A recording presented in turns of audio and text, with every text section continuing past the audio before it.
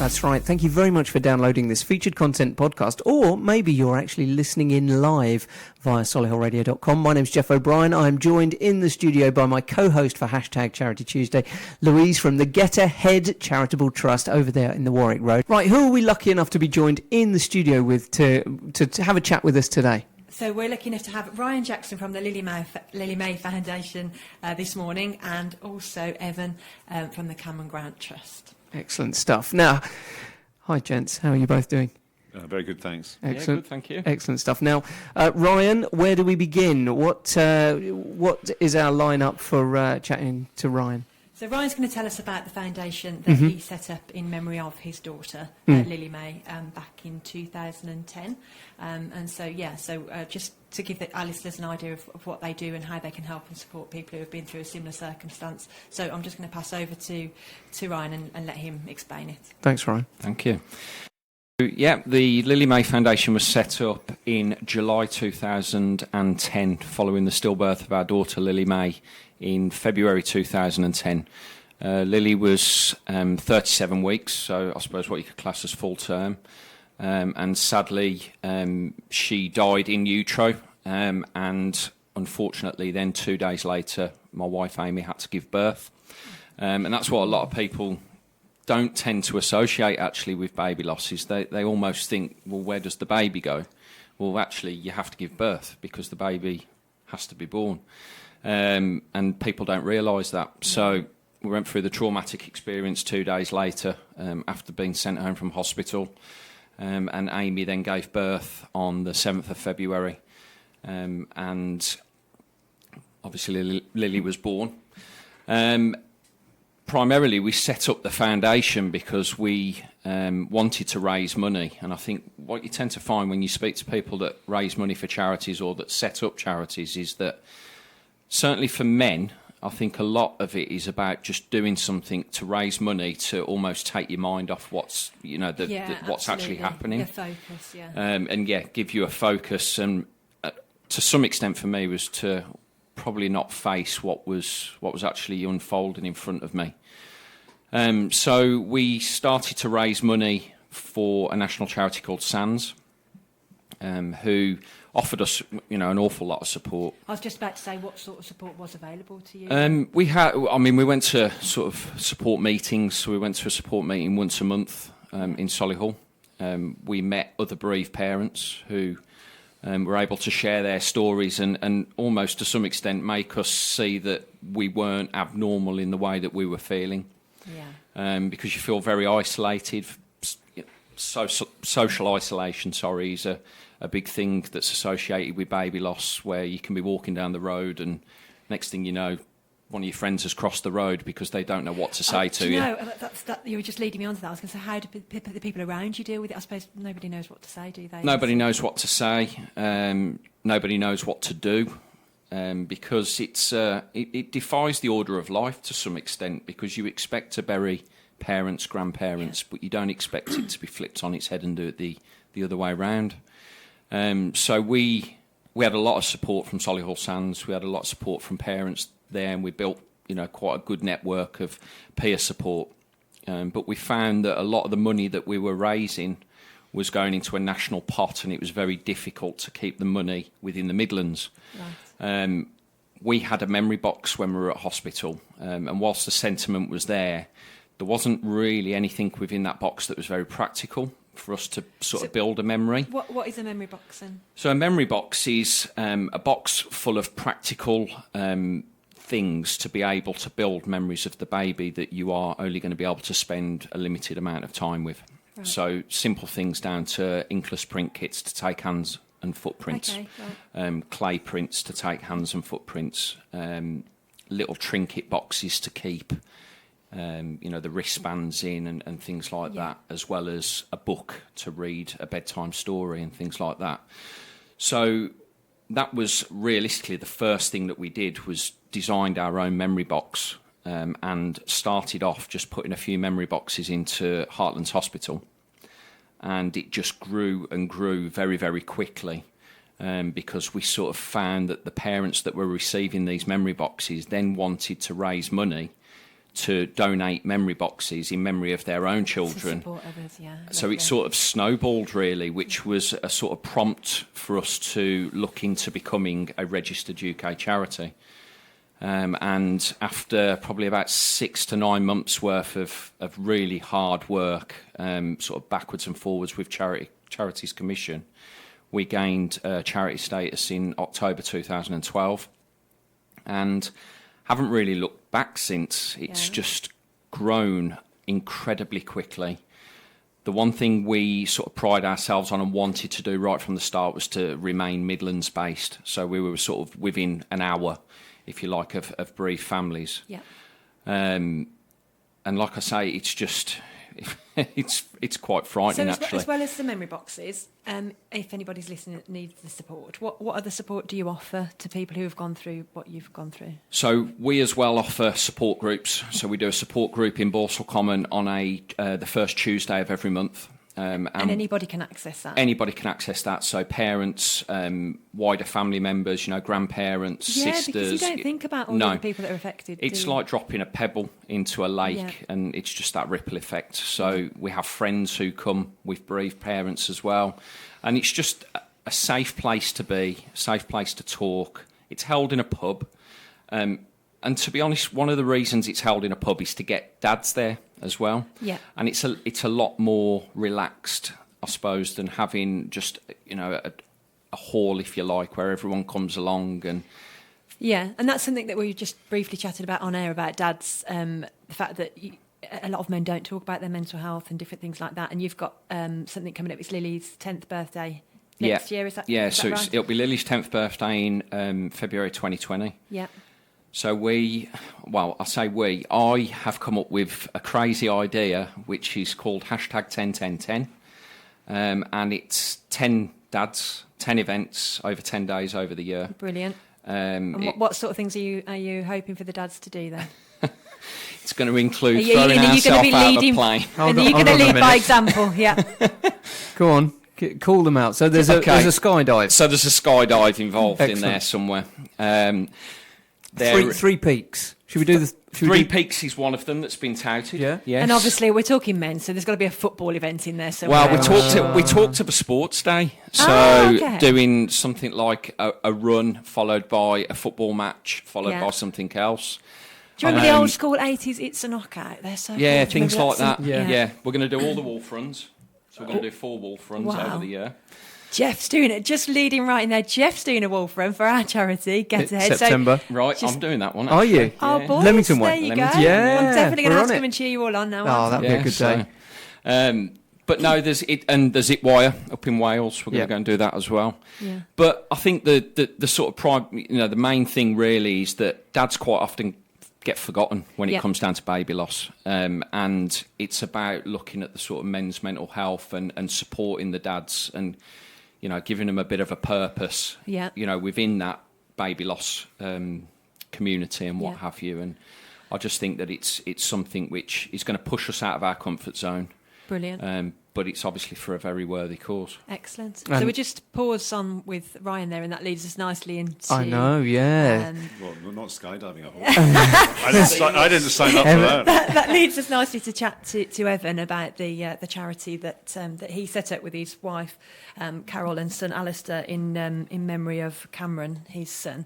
And so if you can just explain a bit about what you guys do. Thank you, yes. So Cameron was a son. He died in November 2014 when he was 21, and he took his own life.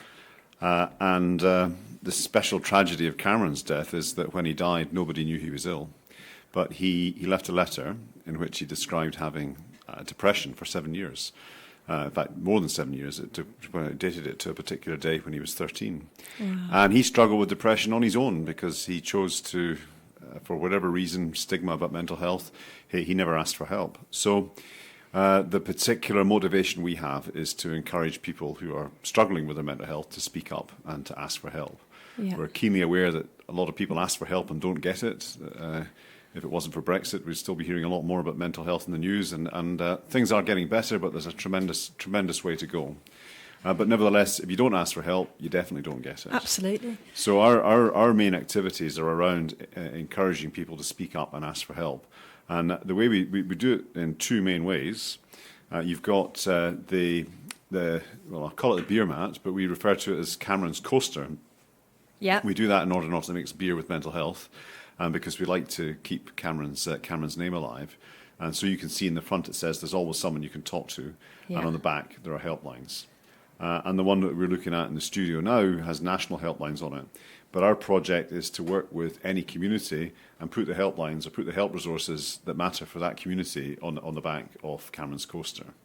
And my wife Carol, for the most part, does this, and she now works with over 70 universities.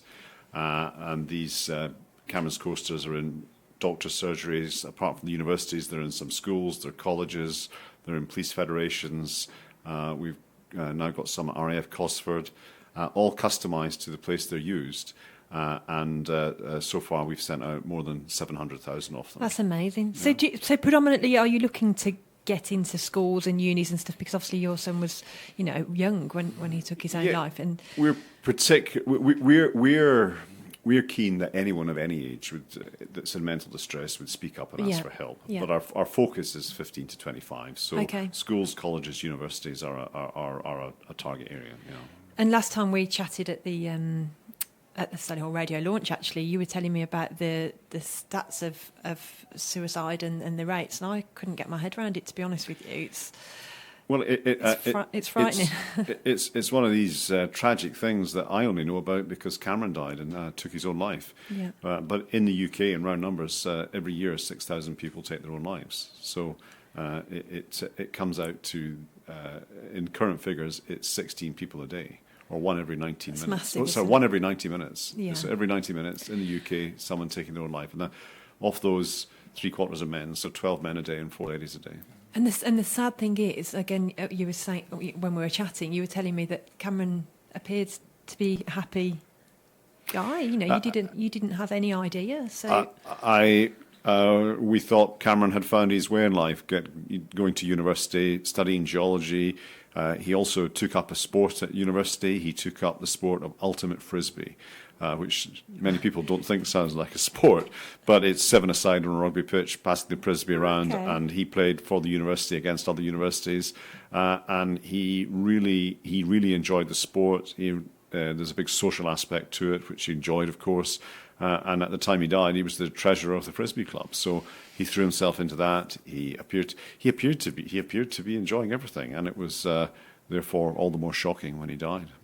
And so, after the tragedy, did you have much support? Were you and your wife able to access support? And So essentially, we had no support.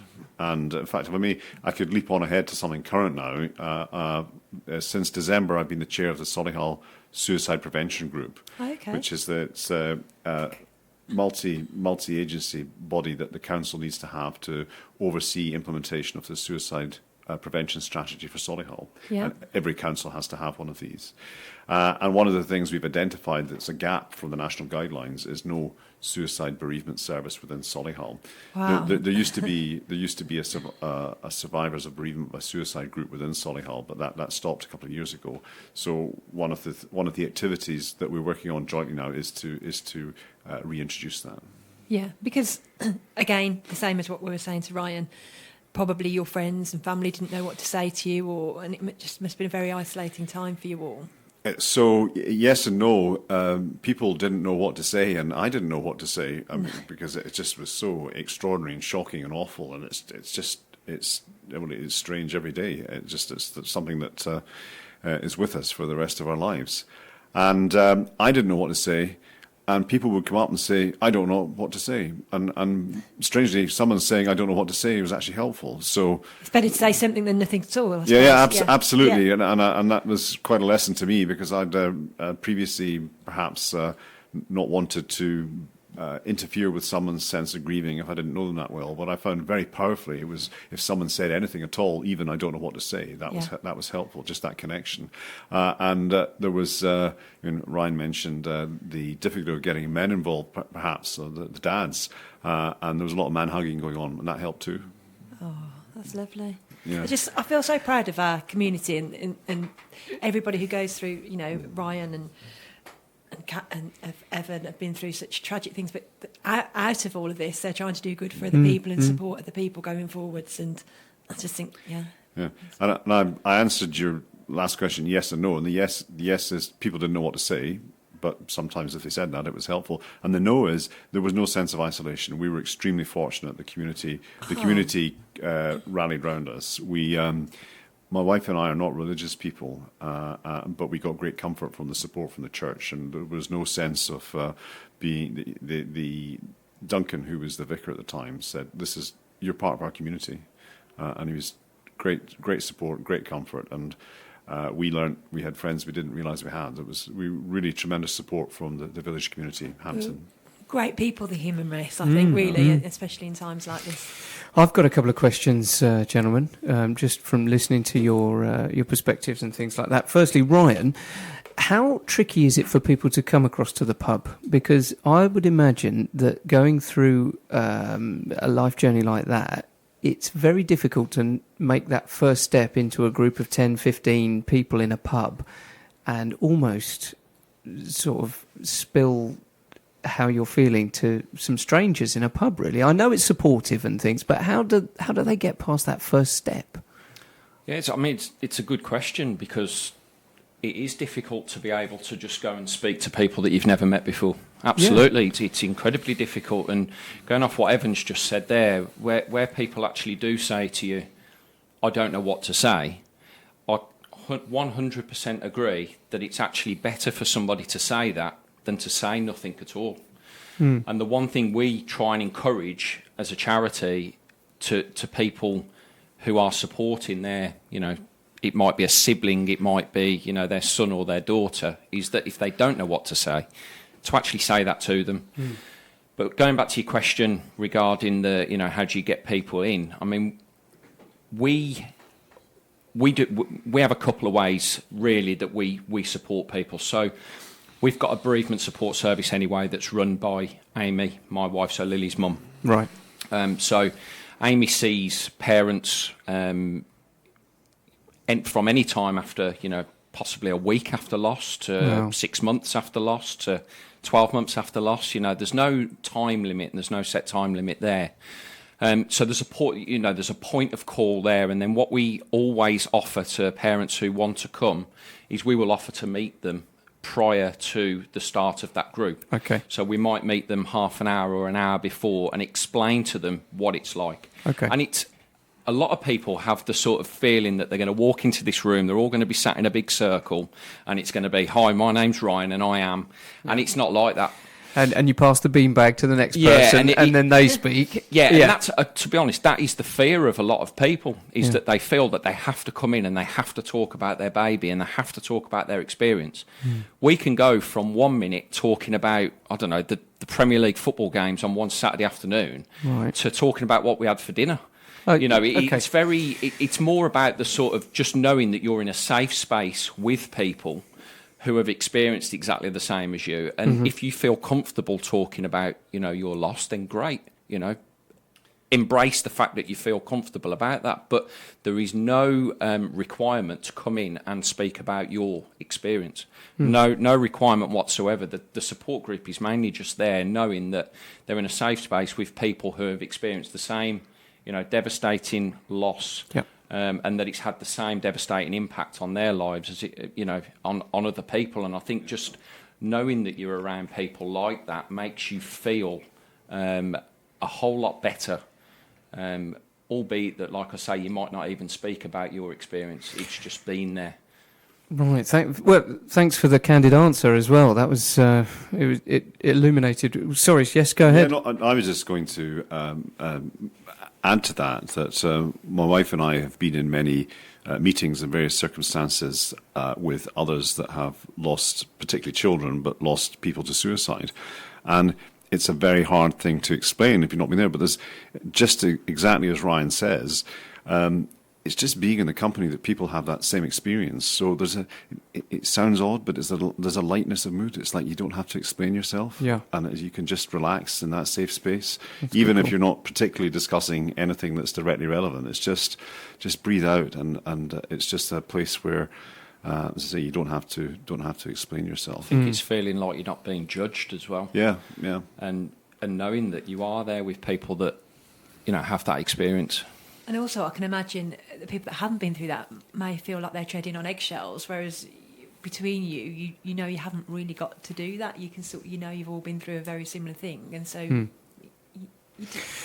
It's a good call. Listen, you are listening to #Charity Tuesday here on Solihull Radio, and if you have missed the front end of this, why don't you catch it on our on-demand podcast service? You can go and have a look for the Charity Tuesday podcast, and you can hear exactly how we started our conversation today. We've got two people in the studio. One, Ryan, who is from the Lily May Foundation, and we've got Evan from the Cameron Grant Memorial Trust, and we're talking about loss, effectively. Both of these fellows have suffered loss in their life and how they're dealing with it with their particular charitable organisations.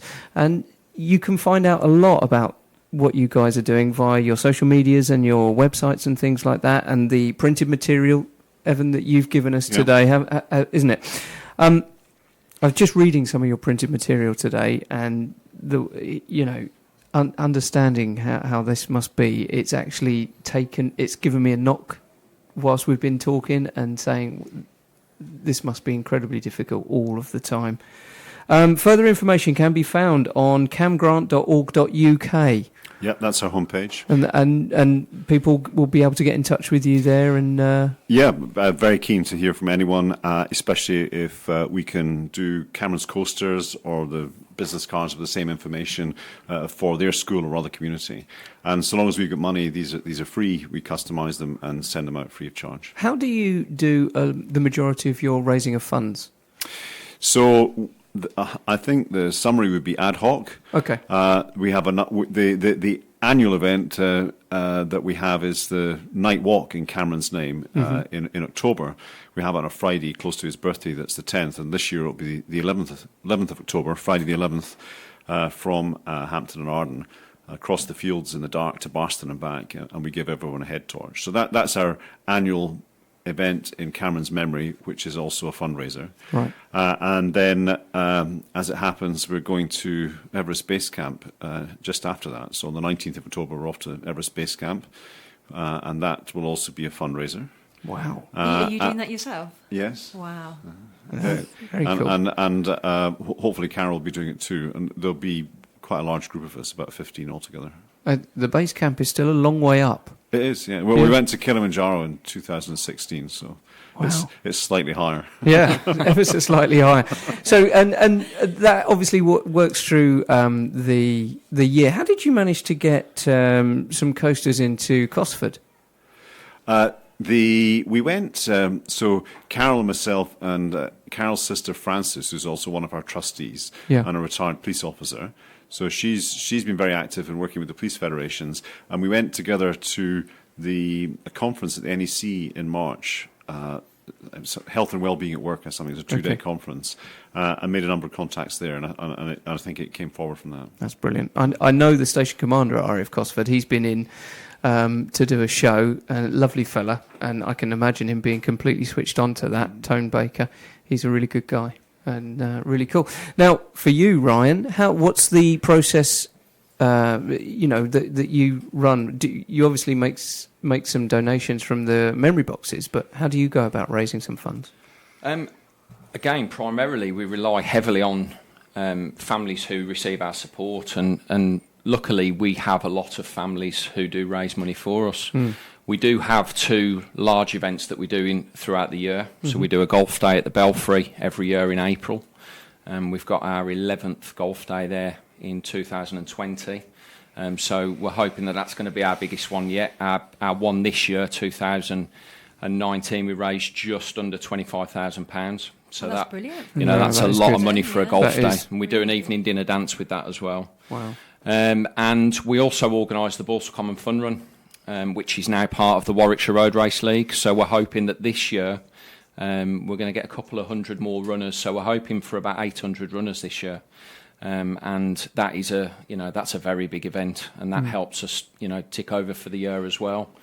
And is that adults and children? Adults, children. So we do mini runs for primary school age children, and then we do a 5k and 10k. So it's either or. Wonderful. Because one thing that we spoke about off air that we didn't touch on air, and I just wanted to mention, was that you offer support, and you are starting something for siblings as well, aren't you? We are. Yeah. Which Yeah, I think absolutely. is really important. As well. Siblings. So whether that's siblings that were pre-loss or post-loss are affected.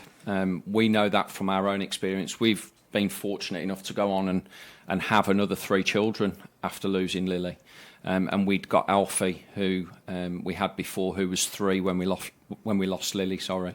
And just the difference between them both pre and post is quite staggering, really. It's quite staggering. So we're going to be doing some work with national charity Child Bereavement UK to offer some sibling support days. Brilliant. So it's important. It's very much so, because obviously baby loss, probably people do think primarily about the mother, but as we've touched on now, you've covered the father. Yeah, and, absolutely. The dads are going to get together, and then brothers and sisters and family members and everybody. So. Yeah, and I think the thing with the siblings as well is it sort of falls off the support work that we offer anyway, where we do have a bereavement support service that Amy runs, where she offers one-to-one bereavement support under the umbrella of Cruse Bereavement, and I think that's the thing about charity, and Evan will probably agree with me, is that charity evolves every day. So, what we advertise one day might very well change the next day, because a family has come to you with a completely different idea that maybe you haven't thought about. And I think that's the thing with a charity, is that, to start a charity is whilst it's difficult, it's actually, it's quite easy to do. But to keep a charity running and evolving and offering the support mechanisms is something that's, it's difficult. And it's making sure that you can cater for everybody. And that's what we try and do, is we try and cater for, the mothers, the fathers, them as a couple, the siblings, the grandparents, the friends. So it's an important job that every charity has around the borough. To support, all those communities that they support. I've got a question actually for Evan. I've noticed in a lot more public places now, we're seeing signs saying talk and get in touch, and it's train stations now write a daily message of positivity and things like that, don't they? When they're on their notice boards and things, that's something that's come after the last sort of 5 years or so of being more switched on to mental health awareness, isn't it? And well-being in the workplace and things like that. Do you think there's been a lot of progression and a progressive sort of approach to people's mental health in the workplace or in schools and colleges? So I think overall, all these places and society as a whole, there has definitely been progression to mental health overall, to attitudes about suicide, to considering how we would reduce suicide. So I think this is a good time to be trying to push things forward. But I also think it needs 10, 20, 30, it needs decades of sustained effort to get to the point where I'd like to see, where people just consider health, whether it's physical health, mental health, but everyone has grown up understanding how to appreciate what their mental health is and how they should look after their mental health. I mean, I'm sitting here before you overweight, but I know that's bad for my physical health, and because I grew up and I learned at school how to exercise. But our generation didn't grow up being taught or learning how to look after our mental health, and that there's a lot of really straightforward things everyone can do. Massive stigma at the time, wasn't it? If people were suffering back in the olden days, it wasn't as open and it wasn't as discussed in the family. You didn't sit down and have a chat about it at dinner. No. And we can't ask Cameron, but he struggled for 7 years and didn't ask for help. And I'm confident that stigma was one of the reasons he didn't ask for help. And so yes, I think there's been a progression in the last 5 and probably the last 10 years, and that's a good sign. But absolutely, it's a sign to push on and do more. And it just needs small changes every year, year after year, year after year. It's not going to be fixed quickly. Thank you very much. Thank you both, actually. Can I just add one quick thing of course to that you can. as well? Yeah, of course. Is that we actually find that with baby loss, that there's a generation shift between actually talking about it and almost that, the British way, stiff upper lip, cup of tea, let's just get on with it. Yeah. And I agree with Evan, actually, that certainly in the last 5 years, certainly with Prince Harry, Prince William, really putting emphasis on mental health. It is making a difference, but I think it's got to go into schools. It's got to be taught. It's got to be more prominent in the media. And you're talking decades worth of work to be able to, really change people's perceptions. Yeah, and just a perspective on that. One of the reasons that gives me hope is if you think back on things that have changed during our adult lives. So, in consideration, for example, of attitudes to drink driving. I mean, I first was employed in 1986, and the salesman used to go out and have several pints after work and go home, and that changed almost immediately. Attitudes to smoking in public places. You get to a point where things change, and Louise asked about the statistics of death by suicide, and I say 16 people a day in the UK, and in round numbers, 5 people a day die on the roads. Now, we all know that death on the road is a shocking problem, but 16 a day dying by suicide is less well known. But that gives me reason for hope as well, because we've taken such sustained effort over the decades to improve road safety, whether it's seat belts or breathalyzers and so forth, and there's been, over time, it's made a difference, and that should be the case too with suicide if we look forward. Okay, well. Yeah, and I think it's really a great point that Ryan just made there about the royals and the royal family now, the 21st century royal family getting involved with mental health, Prince Harry and all the stuff that he does. I think the more people can talk about it, and people do look up to celebrities and people in the public eye, so I think the more people that talk about it. And one of the particular things they've done is set up a crisis text line. So it just launched in May called Shout. Exactly, text. That's what kids want to do. And we're able to offer that as CAM Crisis Messenger. Text CAM to 85258, 24/7 free support. Wow. Which I think is amazing, because not everybody can actually physically. Sometimes when you're that upset or you can't get your words out, if you can write it in a text, which most people can do, I think that's an amazing thing to do.